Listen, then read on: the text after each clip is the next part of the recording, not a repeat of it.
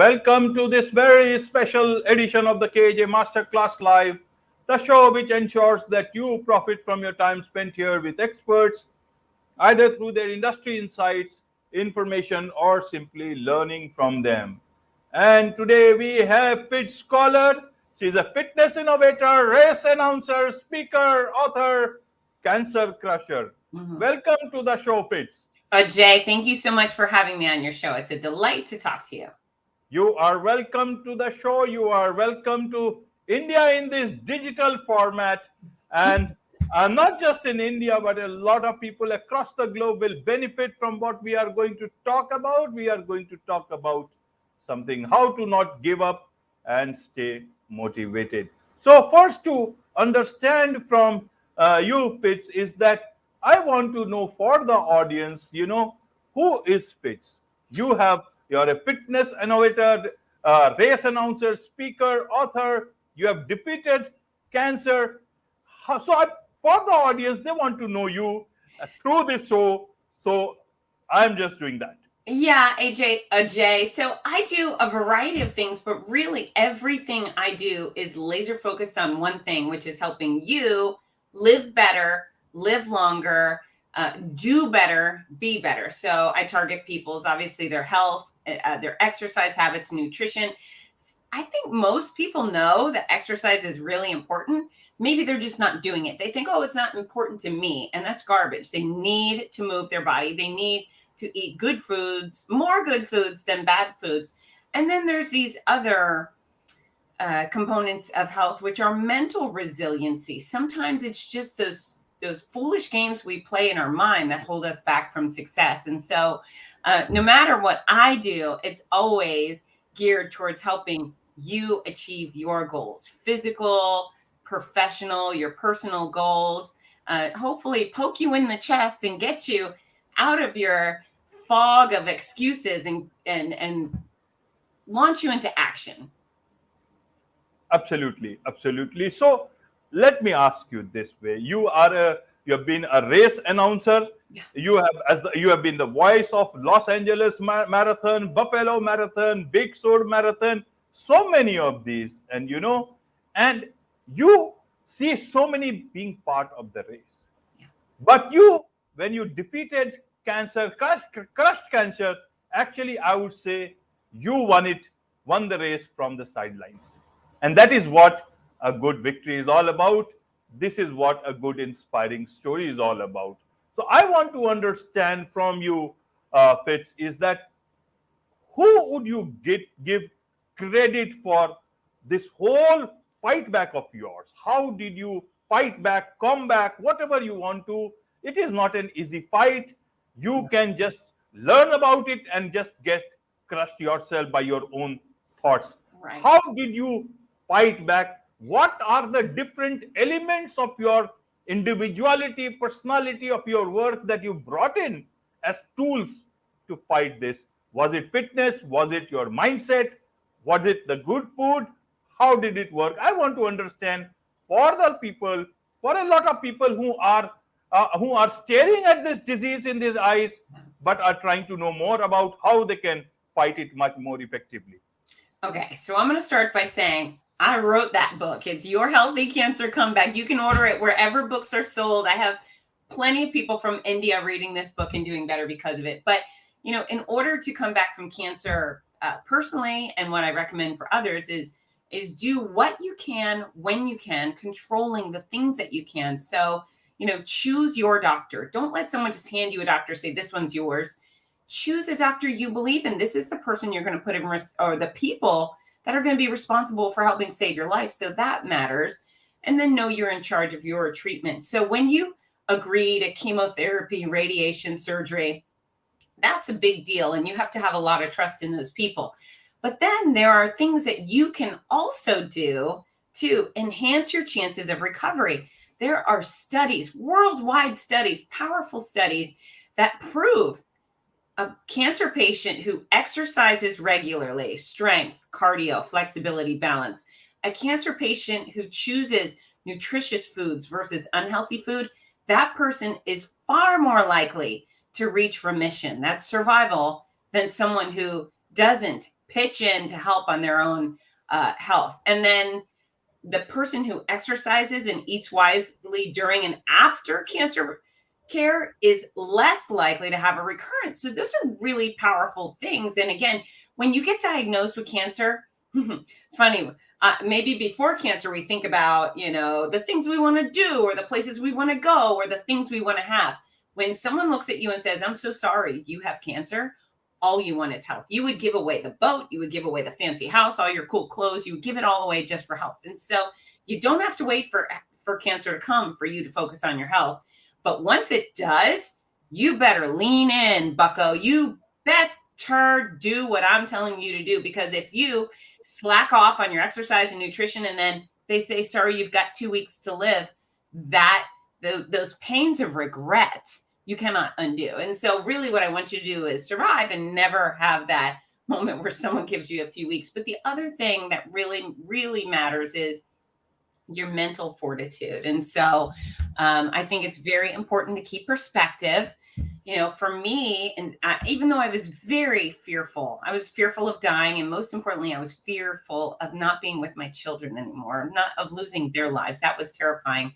But I decided, instead of moping around and crying and wailing and being miserable, what I decided to be grateful that I wasn't a child with cancer. And more importantly, it wasn't my child with cancer. So being a grown up with cancer, I thought, okay, I'm going to put on my big girl panties and I'm going to get to work and face this, do what I have to do. I also continued on with my life. I continued with my social activities. I continued working. I traveled all around America, with my bald head, and did the work that I love. I did tons of corporate keynote presentations and race announcing. I stood on those stages bald and proud. I was very sick, but the blessing for me is once I stepped onto those stages, I wasn't sick. I wasn't tired. I wasn't suffering. All of my energy was focused on my audience and the corporations I was serving. And so, that's the benefit of continuing on. There's some real bad advice when someone says, stay home. Oh my gosh, you have cancer. Don't get germs. Don't go out. Don't go see a movie. Just stay home. They're wrong. And they're dead wrong, because you need to be something other than a sick person, right? For your mental health, in order to keep going, you have to have something motivating you to keep going. Things you love, people you care about. So it was perspective. Pursue your passions, whether it's music or animals or work, whatever it is. Pursue your passions, and remember that you have done hard things in your life. So cancer may be the hardest. It's certainly the most difficult challenge I've ever faced. But I faced many challenges, and those were just preparing me for this fight. Right. Those were preparing you for the fight. But ultimately, you can win only with the right tools, Fitz. Yes. So Yes. how did, because when you hear about this problem, that time your mental state is totally different.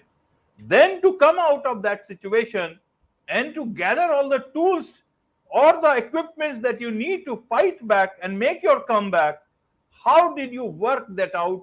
How did you gather those tools in terms of the right doctor?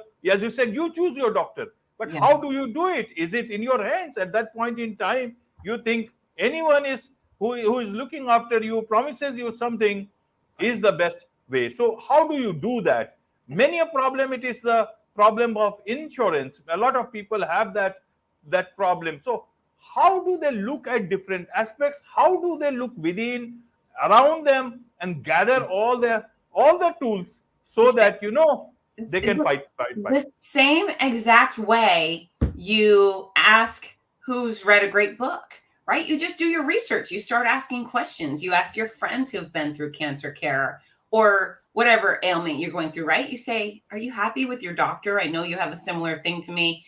Tell me about that person. You can look online. There's reviews. I think word of mouth is the best source of finding good business partners. And believe it or not, those doctors are running a business. They're working for you. And so, I asked friends. In fact, I chose my doctors because a friend of mine had breast cancer previously. Her husband is a doctor. And so, you know how doctors know who the best doctors are? That was a real green light for me when they said these 3 doctors took great care of me. I love them. And, the medical community thinks they're great. Whether you have insurance or not, you still have a lot of power. Here in the United States, people make this great big deal over the wealth gap. There's the rich and there's the poor, and I'm somewhere in the middle, right? So I was in my chemo chair next to a woman. My husband is a police lieutenant. There's a woman named Crazy Mary. Crazy Mary is addicted to every drug on earth, heroin, meth. She does it all. She's a prostitute. She has no home, yet she sat in the chair next to me in the same beautiful facility, same wonderful doctor, same effective drugs. So, and at least in the United States, they're not going to just let someone die who needs treatment. So I hope it's the same way worldwide, where there's a system to take care of people that don't have the funds to save their own lives. But you got to look for that. You have to open your mouth. You have to ask. Maybe you have to ask a few people. But that's the same process we go through if we're buying a car or buying a house or looking for a doctor to save our life. Right, Fitz. So tell me about your mental situation at that point in time, looking at your kids, talking to your husband, and thinking about your life. How were you planning it mentally? Were you just planning it, okay, my treatment gets over and then I'll get on with my life? How did it work for you? Because you kept your life normal. You went out, met people, spoke at events. Yeah. But I want to hear from you specifically about your mindset. So the mindset lessons came along the way. You have to face cancer as it comes. There's things that I was able to learn and decide early on before I started. A couple days before I started my treatment, which was 15 months of chemotherapy with 33 rounds of radiation and some surgery in the middle. But chemo was first. And I was very scared and very nervous. And I definitely thought I was dying at first. But then my oncologist said, no, Fitz. Breast cancer is 94% curable. So you're going to be okay. You just have to endure the cure. So that was a mindset for me because I really was grieving the loss of being with my kids. Once I believed I was going to survive, then I had to get through the treatment plan, which was terrifying. I'm a medical wimp, and the MRI was, I'm very claustrophobic. So before my treatment started, they put me in the MRI machine, which is a tiny tube with a hammer banging on the outside. It's so loud. And I got in and I had a big freak out, and they pulled me out. I was crying and sobbing. And they said, you have to do this. We cannot treat you until you have that scan. And so even though I was terrified, it panicked, and it just was all awful. I allowed them to shove me back into that machine. And the things that went on in my head were pretty incredible. So instead of focusing on, oh my God, I might die, this MRI machine feels like a coffin. There was a bunch of horrible things I could have focused on. What I did focus on is the things that I'm good at. So in this girl in here, she went, okay, Fitz, you can do hard things. Calm down. You have raised 2 great children. You own an international business. I used to be a competitive kickboxer. So instead of focusing on the horrible things in my life, I started focusing on the things that I had already done, those challenges that had prepared me. And so it wasn't easy. And kind of like a crazy person in my head, it just kept saying, you can do hard things. You can do it. You can do it. You got this. This is why. And so for 45 minutes, I lied there, convincing myself I was going to be okay. And then they let me out. And so when I went to chemo, I was afraid. When they poked a needle through my chest, dozens and dozens of times, I was afraid every time. But what I learned in that MRI is if I wanted to survive, I was going to have to constantly do things that terrify me. And every time I sat down for something scary, she turned on in my head and she started coaching me up, telling me, you can do this, just take a deep breath, blah, blah, blah, get through it. And eventually I did. I got through it, and I was in remission, and we had the, cancer-free celebration. And I have taken that lesson, those lessons, all those big, horrible, important lessons, and now they stick with me at work and at play. And my life is so much better now. I would not go back and have cancer and be like, yes, cancer was great. It's made me a better person. But the reality is, if I did not take those lessons with me and allow it to make me a better person, then I'd be a fool. So Yeah, I live fairly fearlessly now, and every day is a good one. And I do not sweat the small stuff. And folks, I hope you do not wait for cancer to come knocking at your door, to appreciate each day, to take care of your health, and to let the small things go. Last week, I had to replace a washing machine, a dryer, and another important, expensive piece of equipment. And, I just couldn't. Is it expensive? And does that bother me? Yeah, but that's okay. I'm alive. No worries. Right, right. You live your life and reduce your worries, and that's the way it is. And perhaps, so things like this teach us much more about life than anything else. And in terms of, when you were cured, later on, you could have just gone and lived your life, but then you went to inspiring others, and you wrote not one but multiple books. But before that, before I come to the books, Fitz, I want to understand, that you talk about cancer treatment. What was the most surprising thing about cancer treatment that you saw for yourself? Okay. So the most surprising thing were the things people don't talk about. So when I started chemo, I expected I would lose my hair, and I did. I expected I may be tired or sick, or tired, sick. What was the other? Uncomfortable. I was. There was a lot of that stuff. What I didn't know is that there's all sorts of weird things that go on. My eyes, they used to be gray. They used to be pale gray.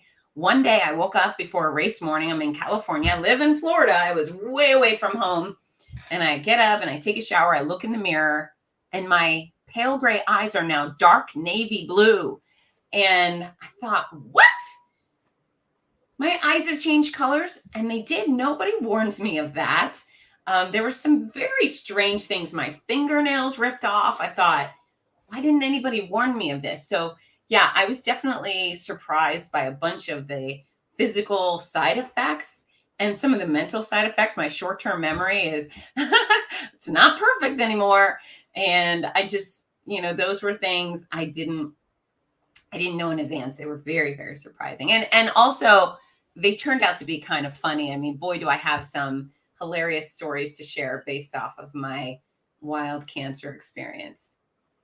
Right. So is it that it happens to many people, or is it only related to patient by patient? And that's why they don't mention it to unnecessarily, uh, Well, make someone worry about it, because they just don't know what the outcome would be.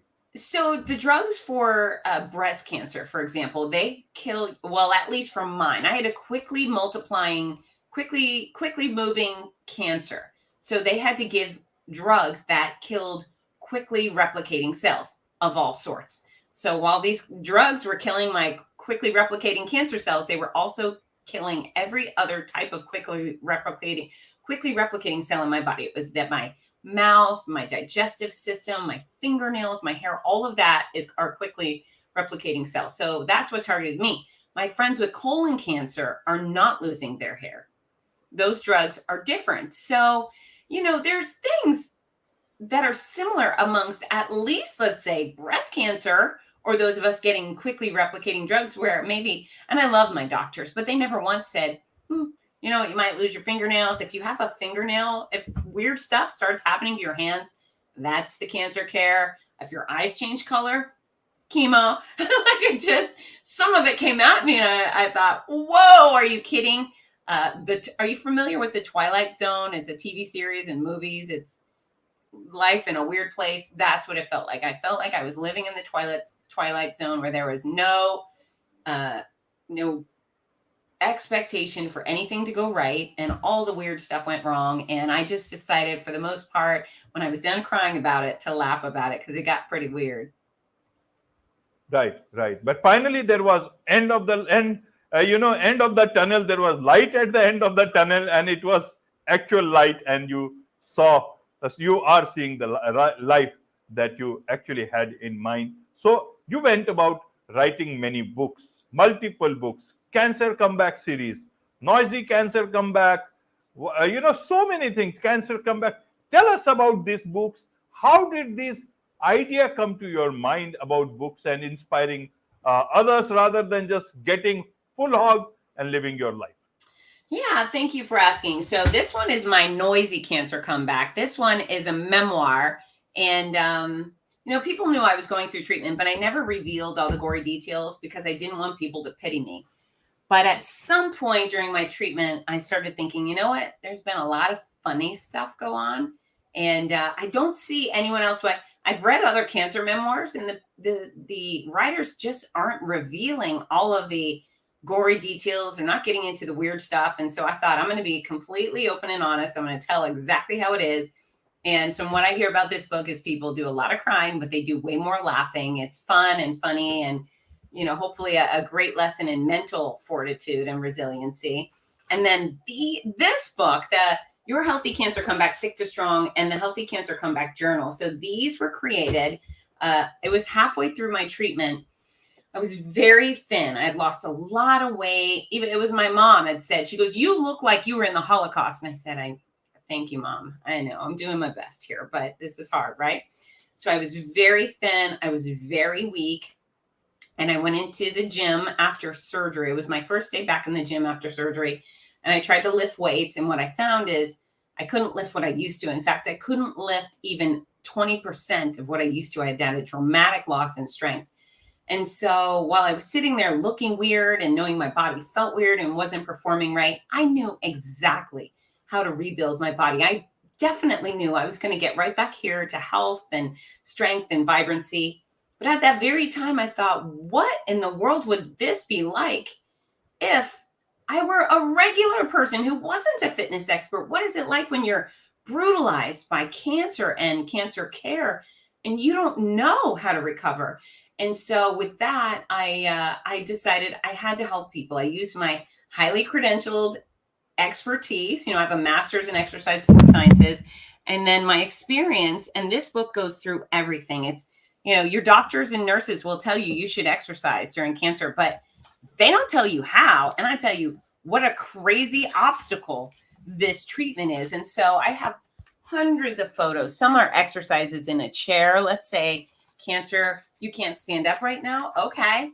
On your sick in bed days, where there might be many, here are strength training and stretches you can do in bed.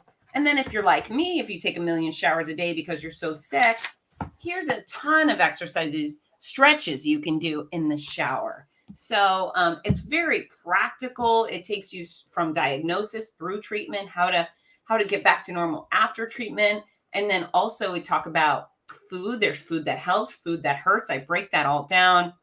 We talk about mental health, sexual health, physical therapy, acupuncture, all of these complementary care things that you can do to support your recovery. So these books are doing great. And what's really cool, and you'll appreciate this, is I get a little report on not only how many of my books are sold, but where they're sold.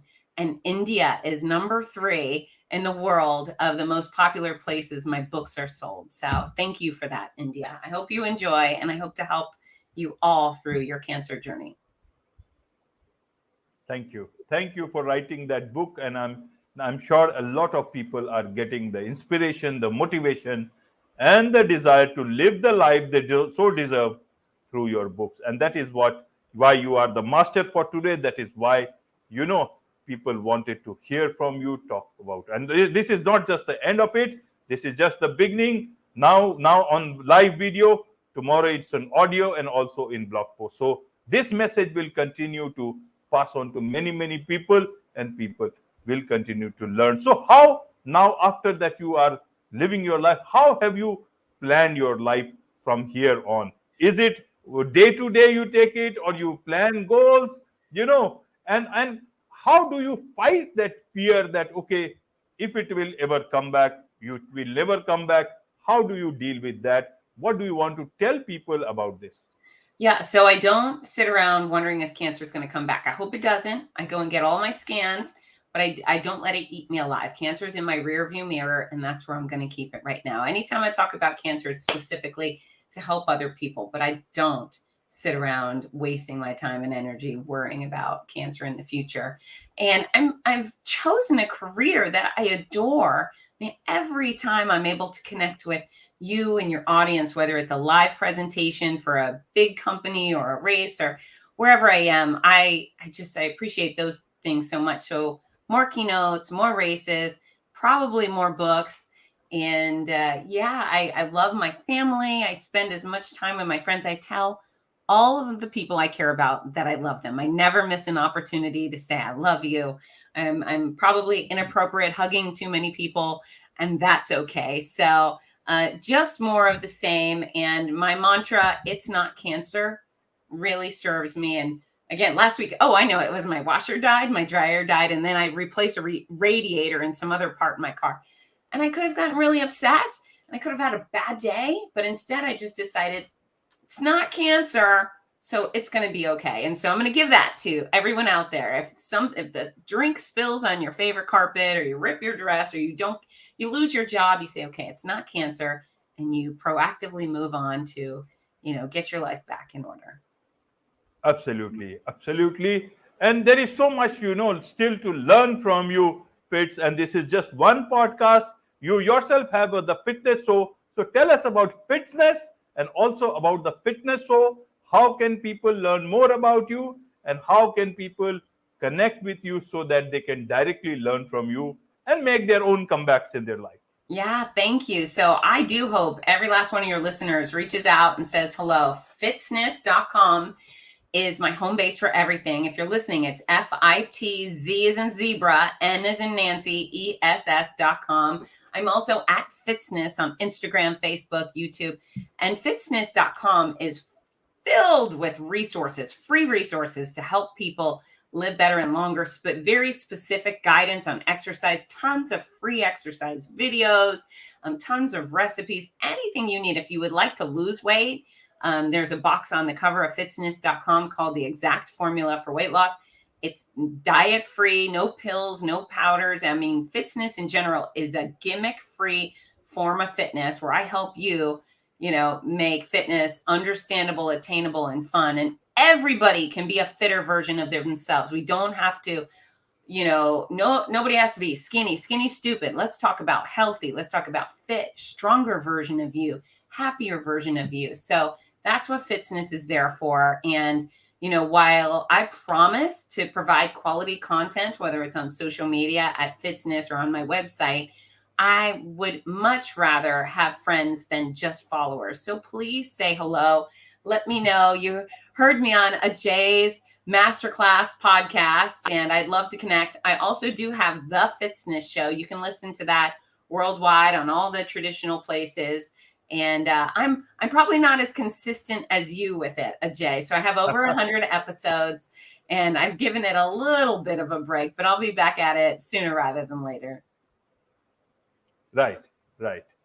I'm sure, there is much more, even though I may be more consistent in my podcast, because it is just the way that I decide.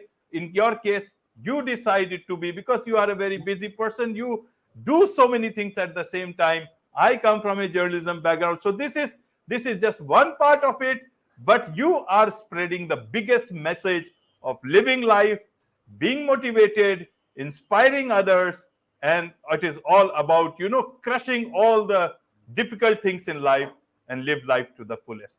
With this, it's a wrap on this very special edition of the KAJ Masterclass Live. Thank you so much indeed for joining us.